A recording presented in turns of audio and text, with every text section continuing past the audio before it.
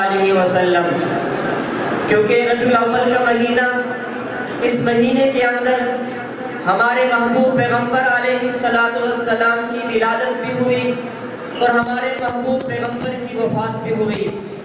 یعنی ہمارے محبوب پیغمبر جب دنیا میں تشریف لائے تو اللہ رب العزت نے محبوب پیغمبر کے لیے اسی مہینے کا انتخاب فرمایا۔ جب محبوب پیغمبر اس دنیا سے پردہ فرما رہے تھے تو اسی مہینے کے اندر محبوب پیغمبر اس دنیا کو الوداع کہہ رہے تھے، اللہ رب العزت کو پیارے ہو رہے تھے۔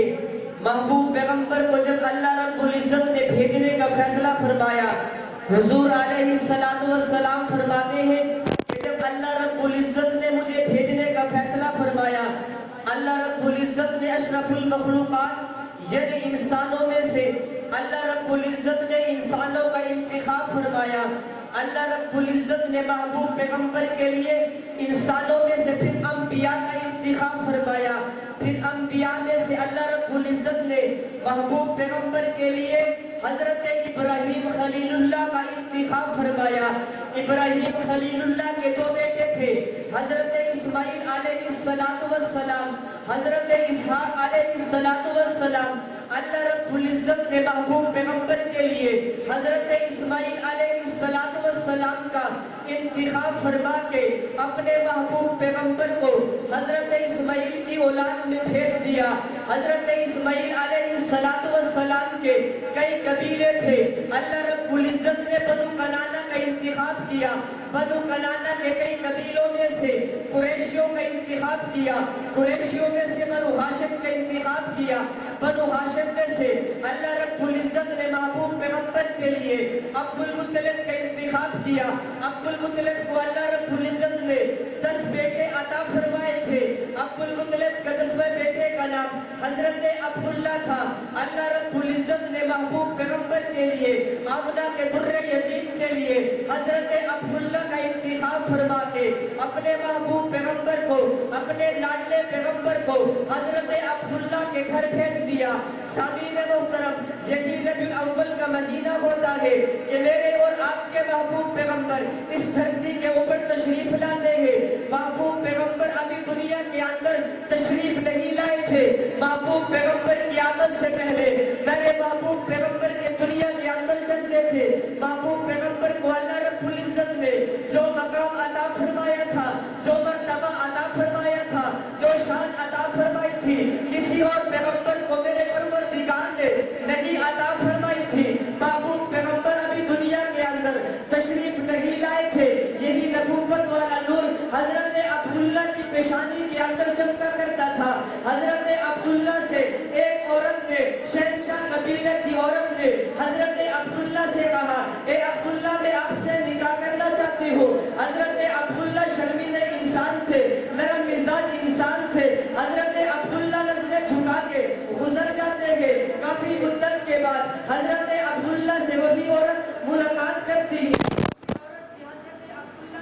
جب ملاقات ہوتی ہے وہ عورت حضرت عبداللہ سے کہتی ہے، اے عبداللہ تو نے مجھے بازاری عورت سمجھا تھا، تو نے مجھے آوارہ عورت سمجھا تھا۔ اے عبداللہ تورات کی عالمہ ہوں، انجیل کی عالمہ ہوں، آسمانی کتابیں کا علم میرے سینے کے اندر موجود ہے۔ اے عبداللہ تیری پیشانی میں جو نبوت کا نور مجھے نظر آیا کرتا تھا، اے عبداللہ وہ مجھے نور نظر نہیں آ رہا ہے۔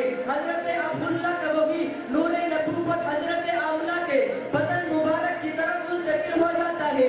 حضرت محمد الرسول اللہ حضرت آمنہ کے بدن مبارک کے اندر منتقل ہو جاتے ہیں۔ محبوب پیغمبر کی اماں حضرت آمنہ فرماتی ہے، جب سے یہ بچہ میرے پیٹ میں آیا ہے، اگر میں کنویں پہ پانی لینے جایا کرتی تھی تو پانی خود بخود اوپر آ جایا کرتا تھا، میں پانی کو آسانی سے بھر لیا کرتی تھی۔ محبوب پیغمبر ابھی دنیا کے اندر تشریف نہیں لائے تھے۔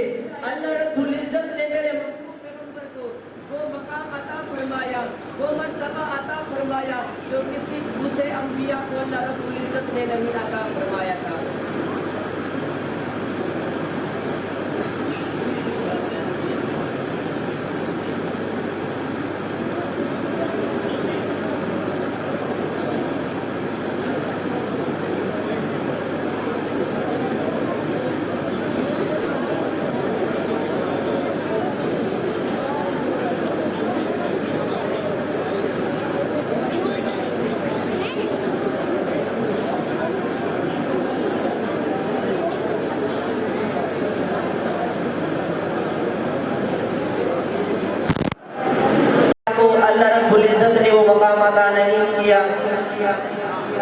حضور علیہ السلام ابھی دنیا میں تشریف نہیں لائے تھے تو میرے محبوب پیغمبر کے چرچے دنیا کے اندر پہلے تھے۔